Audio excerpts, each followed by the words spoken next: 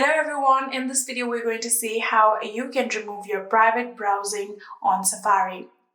So let's dive right into it. So the first thing that you have to do is simply just open your Safari. And when opening your Safari right now here, you can see we are on the private browsing. So in order to remove your private browsing, what you're going to do is tap on this tab icon that you can see in the bottom right corner of your phone right here.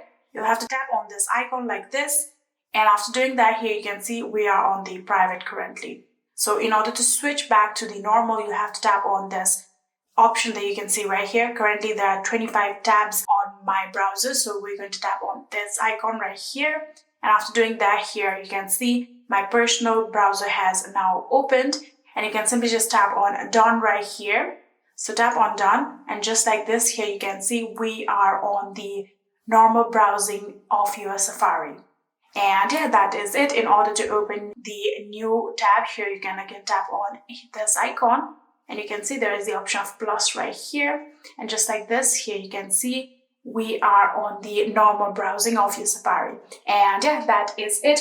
That is how you can remove your private browsing on your Safari. I hope this video was helpful to you guys. If it was, please do not forget to hit that subscribe button and like our video. Thank you so much for watching. See you in the next.